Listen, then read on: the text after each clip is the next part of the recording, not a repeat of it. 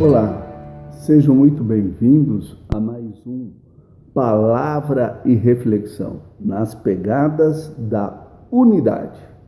Que a graça do Senhor Jesus Cristo, o amor de Deus e a comunhão do Espírito Santo sejam com todos nós. Essa é um versículo, é uma passagem que está lá na segunda carta de Coríntios, capítulo 13, versículo 13. Eu começo mais uma palavra e reflexão, desejando que todos os elementos acima, a graça do Senhor Jesus, o amor do Pai e a comunhão do Espírito Santo esteja com cada um de nós, com as nossas famílias, com você que está aí nos acompanhando na palavra e reflexão deste mês nas pegadas da unidade. Veja que um dos princípios da unidade se revela no texto acima, onde a Trindade dispõe a nós estas dádivas: a dádiva da graça, a dádiva do amor, a dádiva da comunhão, que elas se completam na expressão de cada um da Trindade. E certamente o desejo de Deus é que ela se expresse também no corpo de Cristo, também em nós, né? E tudo isso nós pedimos para Deus, nosso Pai, para que isso aconteça em nós, a sua igreja. E quando, em um outro texto, né, que nós podemos falar sobre isso, está lá em Gálatas 2:9, que diz o seguinte: e quando conheceram a graça que me foi dada, Tiago, Pedro e João, que eram reputados colunas, me estenderam a destra, a mim e a Barnabé, a destra da comunhão, a fim de que fôssemos para os gentios e eles para os judeus. Percebe nesse texto, né, como é importante que os irmãos estejam em unidade no propósito de Deus. Vejam, né, que o gesto de estender a destra da comunhão, né, é um gesto de fazer com que haja um acordo, né, haja uma liberação para aquilo que estamos executando, para aquilo que nós estamos fazendo na obra de Deus. Como é importante estarmos em Deus, nos princípios dele, e termos comunhão uns com os outros. Paulo mostrou isto, né? Que ele recebeu a graça, mas preferiu andar no relacionamento de comunhão com os irmãos. O gesto de estender a destra, a mão, é um sinal de acordo, né, para esta caminhada. Isso nos dá um exemplo de como nós devemos agir nesses dias. Será que nós hoje estamos procurando estender a destra da comunhão uns para com os outros? Temos encarado a multiforme sabedoria e o agir do Espírito Santo, tanto na conversão de gentios como de judeus, né? Ou seja, na multiforme ação da igreja, a noiva de Cristo. Vejamos que nos valores do reino, né, é nos valores do reino, nos valores da palavra, nos valores do Espírito, é que nós devemos construir e buscar a comunhão. Nós vamos ver um outro texto, Paulo citando o acordo, a cooperação comum, né, naqueles dias do seu ministério, um texto que está lá em 2 Timóteo, capítulo 4, de 11 a 13. Paulo vai dizer o seguinte: somente Lucas está comigo. Toma contigo Marcos e traze-o, pois me é útil para o ministério. Quanto a Tíquico, mandei a Éfeso.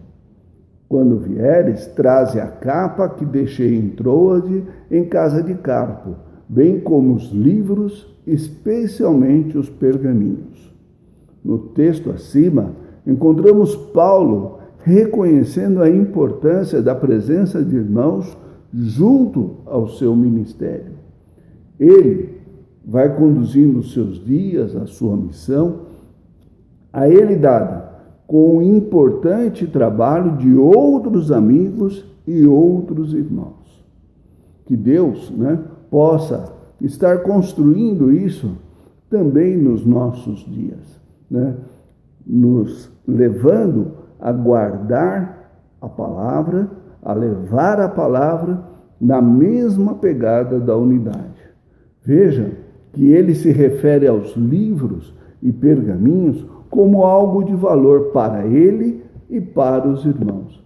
Assim temos valorizado a palavra de Deus nos nossos dias. Será que a palavra de Deus nos nossos dias tem sido uma fonte da unidade? Gostaria agora de falar com você, depois dessa primeira introdução, sobre os princípios da unidade que estavam guiando a primeira igreja, a igreja de Atos, a igreja de Paulo, nos dias de Paulo, nos dias de Pedro, nos dias dos primeiros apóstolos. Eu gostaria agora de ler com você e comentar um texto que está lá no Velho Testamento, ou no Primeiro Testamento, se assim podemos dizer, que vai mostrar para nós uma ação de unidade, que vai se revelar um momento de uma estratégia de unidade. Vamos ver isso, quando o povo de Israel, sob a liderança do rei Ezequias, naquele momento acertou a atitude de reunir a todos para um trabalho de unidade, bem como estar junto de Isaías para ajudá-lo. Houve um momento em que Senaqueribe, rei da Síria, entrou em Judá, acampou-se contra as cidades fortificadas e intentou apoderar-se delas. O texto que eu estou me referindo está lá em 2 Crônicas, capítulo 32, do versos 1 ao 22.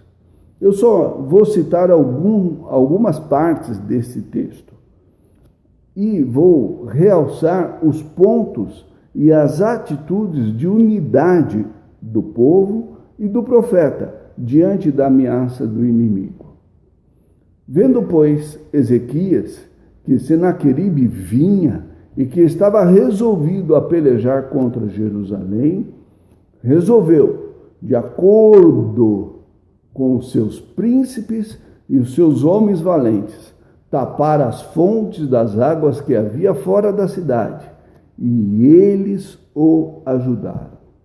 Assim muito povo se ajuntou e taparam todas as fontes, como também o ribeiro que corria pelo meio da terra, pois diziam: por que viriam os reis da Síria e achariam tantas águas? O rei também cobrou ânimo, restaurou todo o muro quebrado, e sobre ele ergueu torres, levantou também outro muro por fora. Fortificou a Milo na cidade de Davi e fez armas e escudos em abundância. Pôs oficiais de guerra sobre o povo, reuniu na praça da porta da cidade e lhes falou ao coração, dizendo: sede fortes e corajosos, não temais, nem vos assusteis por causa do rei da Síria, nem por causa de toda a multidão que está com ele, porque há um conosco maior do que o que está com ele. Com ele está o braço da carne, mas conosco o Senhor nosso Deus, para nos ajudar e para guerrear as nossas guerras. O povo cobrou ânimo com as palavras de Ezequias, rei de Judá. Nós podemos notar no texto acima, nesta passagem, que diante da ameaça do inimigo, ele toma atitudes de animar o povo e ações que impedissem e dificultassem a estratégia do inimigo. Essas ações não foram isoladas e sozinhas, só o rei fazendo. Ele contou com o povo, que teve uma atitude e ações de unidade diante daquele momento. Vamos falar, por exemplo, a restauração dos muros. Quais espaços no muro da unidade nós precisamos restaurar? Haviam brechas e eles foram lá e taparam, eles eliminaram essas brechas. Será que o muro da unidade também não está com alguns buracos, algumas brechas que nós precisamos restaurar? Eles lembraram o povo de quem é o Senhor, de quem estaria com eles naquela luta, naquela dificuldade. E é isso que eu quero lembrar você também, que quem está conosco no trabalho, na execução e na construção da unidade é o Senhor. E que isso é um importante papel para todos nós. O texto, ele mostra também que o rei da Síria, mostrando a sua grandeza, ele desprezava a atitude de Ezequias em confiar somente em Deus e não nos falsos deuses e suas práticas de servi-los. Senaqueribe escreveu cartas para blasfemar do Senhor, do Deus de Israel, e para falar contra ele, dizendo: assim como os deuses das nações de outras terras não puderam livrar o seu povo das minhas mãos, assim também o Deus de Ezequias não livrará o seu povo das minhas mãos. Que afronta esse rei fez. Clamaram os servos em alta voz em judaico contra o povo de Jerusalém que estava sobre o muro, para os atemorizar e os perturbar, para tomarem a cidade. Falaram do Deus de Jerusalém, como dos deuses dos povos da terra, obra das mãos de Deus. Vejam que eles estão comparando o Senhor nosso Deus com os outros deuses. Porém, houve uma outra atitude do rei. O rei Ezequias e Isaías, o profeta, filho de Amós, oraram, clamaram por causa disso e clamaram ao céu. Vejam, irmãos, né? Dois momentos, duas ações, uma ação prática e uma ação espiritual. E aí, o que aconteceu? Então o Senhor enviou um anjo que destruiu todos os valentes, os chefes, os príncipes, lá no arraial do rei da Síria. E este, com o rosto coberto de vergonha, voltou para sua terra, tendo entrado na casa de seu Deus. Olha que triste, irmãos. Os seus próprios filhos o mataram ali, naquele local, a espada. Assim, livrou o Senhor a Ezequias e os moradores de Jerusalém das mãos de Senaqueribe, rei da Síria, e das mãos de todos os inimigos, e lhe deu paz por todos os lados. Vejamos, irmãos, né, que diante dessa ação, diante desse momento, né, houve ali, né, amigos, pessoas, né, que tomaram atitude, fizeram construíram a unidade. O rei Ezequias, ele liderou isto com o povo, chamando-os para uma ação prática de restaurar os muros, de construir outros muros, de construir torres fortificadas, de pegar armas, lançar mão de armas, mesmo que eles não precisaram neste momento.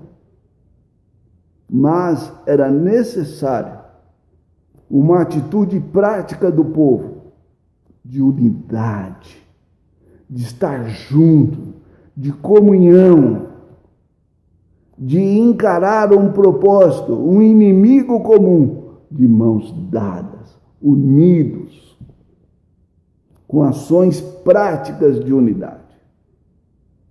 E no momento seguinte, nós podemos ver o rei Ezequias junto com Isaías numa ação espiritual de orar ao Senhor pelo livramento, de buscar, de clamar diante de Deus. Então, uma vez, irmãos, estabelecida uma ação prática, também precisamos, e é muito importante, estabelecer uma ação espiritual, de orarmos pela unidade, a unidade do povo, para que o povo seja guardado, para que o povo seja preservado, para que o inimigo não entre no nosso acampamento, nas nossas cidades, no nosso território, para que o inimigo não venha atacar as nossas casas. Essas duas ações levaram e nos mostram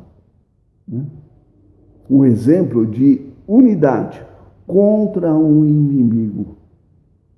E aí, irmãos, nós percebemos que o anjo do Senhor veio e derrotou o inimigo lá